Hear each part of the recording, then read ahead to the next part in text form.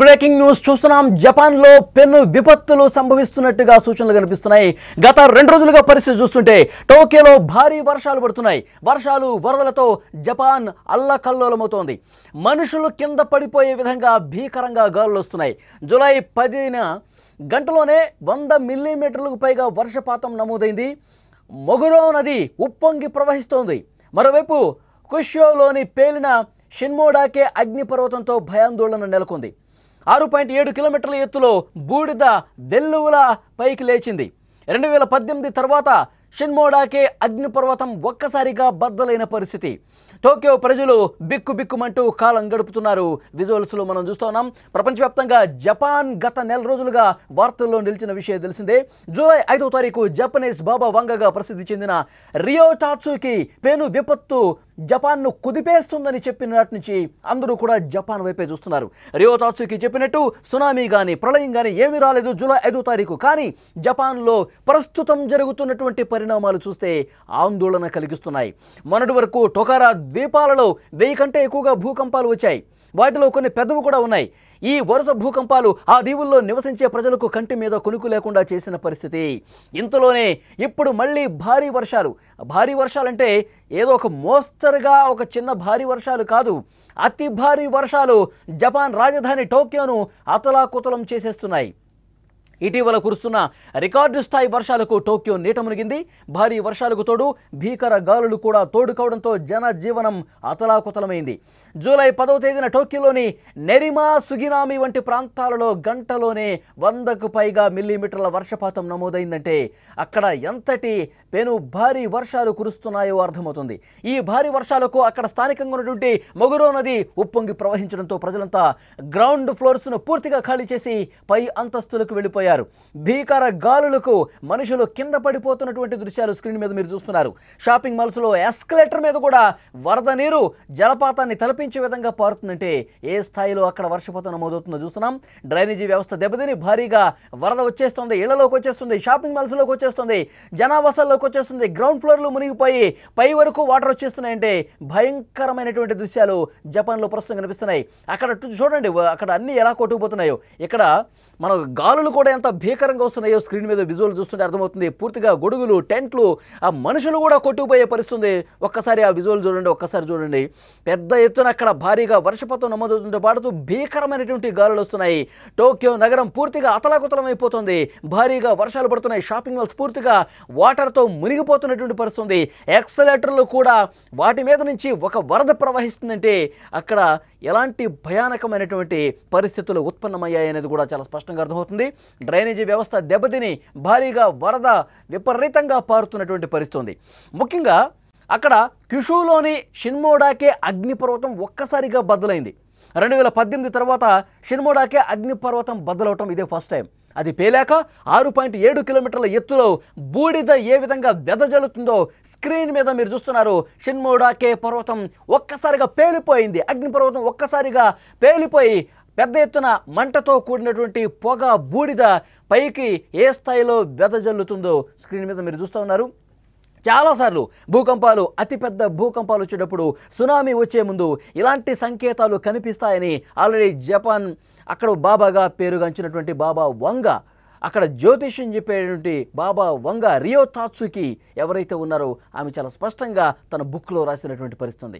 Japan వాతావరణ సంస్థ level 3 హెచ్చరికను అక్కడ జారీ చేసింది. వేడి వాయువులు, బూడిద, రాళ్లతో జాగ్రత్తగా ఉండాలని సమీపంగా ఉన్నటువంటి ప్రాంత ప్రజలను కూడా హెచ్చరించింది.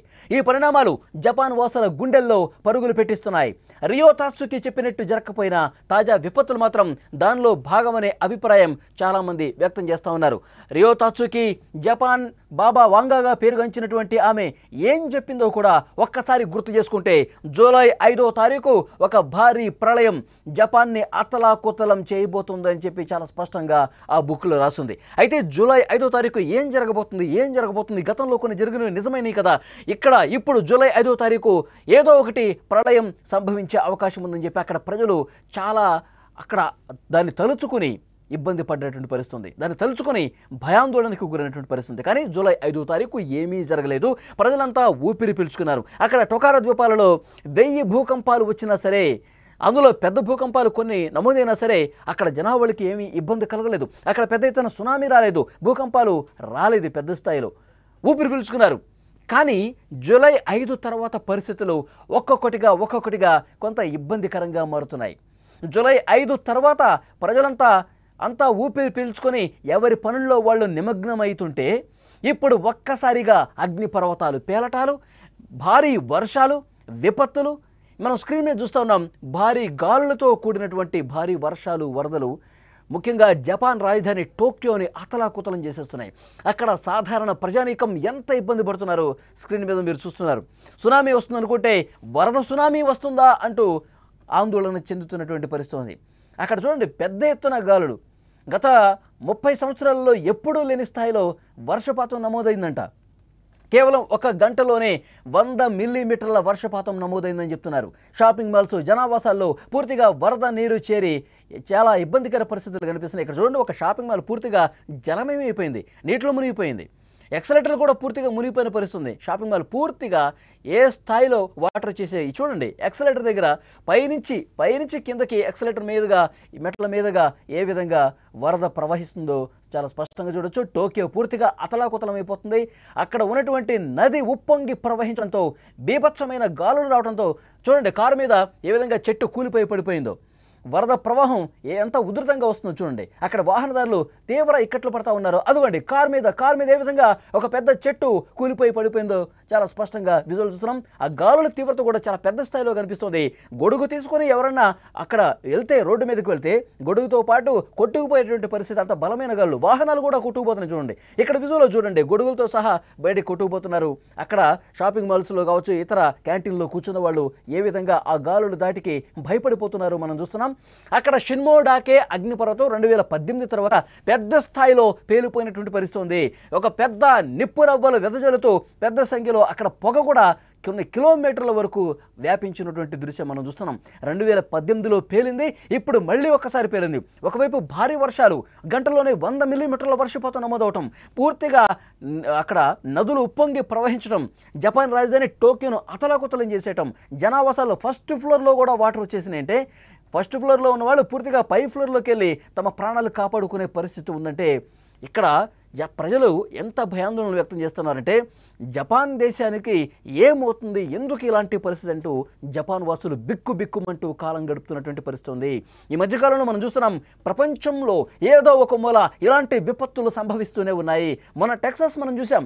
టెక్సాస్లో భారీ వర్షాలు, వరదలకు అక్కడ 100 మందికి పైగా కొట్టుకుపోయారు. వరద నీటిలో చనిపోయిన పరిస్థితి ఉంది. చిన్నపిల్లలు, సమ్మర్ క్యాంపులో ఉన్న వాళ్ళు 28 మంది బాలికలు అమెరికాలోని టెక్సాస్లో వరద నీటిలో కొట్టుకుపోయారు. అక్కడ ఇంకా రెస్క్యూ కార్యక్రమాలు జరుగుతున్నాయి. సెట్ కావాలంటే టెక్సాస్ రాష్ట్రం ఇంకొక సంవత్సరం బట్టే అవకాశం ఉంది.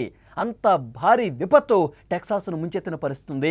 డొనాల్డ్ ట్రంప్ అధ్యక్షుడు ఆయన జాతీయ విపత్తుగా ప్రకటించినటువంటి పరిస్థితి ఉంది. టెక్సాస్ వరదలు ఇంకా మర్చిపోకముందే చైనాలో ఎలాంటి భయంకరమైనటువంటి పరిస్థితులు ఉన్నాయో మనం చూసాం. చైనా పూర్తిగా నీట మునిగినటువంటి పరిస్థితి ఉంది. చైనాలో చాలా నగరాలు బీభత్సమైనటువంటి వరదకు గురై చైనా ప్రజలు అల్లకల్లోలం చూస్తున్నటువంటి పరిస్థితి ఉంది. ఇక్కడ మన దేశంలో కూడా హిమాచల్ ప్రదేశ్లో ఏ స్థాయిలో భారీ వరద వర్షపాతం నమోదైందో మనం చూసాం. పెద్ద కొండరాళ్లు కింద పడిపోయి, బ్రిడ్జిలు కొట్టుకుపోయి, కారులు కొట్టుపోయి హిమాచల్ ప్రదేశ్ను వరద ముంచెత్తి 80 మందికి పైగా మృత్యువాత పడ్డట్టు పరిస్థితుంది. సో డెఫినెట్గా ప్రపంచంలో అన్ని ప్రాంతాల్లో ఏదో ఒక మూల ఈ విధంగా పెను విపత్తులు సంభవిస్తున్నాయి. ఈ ప్రకృతి మార్పుకి కారణం ఏంటి? ఈ ప్రకృతిలో ఏదో ఒక వింత మార్పు కనిపిస్తోంది, ఏదో జరుగుతోంది, ఏదో ఒక మార్పు కనిపిస్తోంది. ఇది ప్రళయానికి సంకేతం అని చెప్పి చాలామంది నమ్మేవాళ్ళు కూడా ఉన్నారు. బాబా వంగా చెప్పిన మాటలు కొద్దిగా లేటు కావచ్చేమో, కానీ జూలై 5వ తారీఖు జపాన్ పూర్తిగా ప్రళయం వస్తుందని చెప్పారు.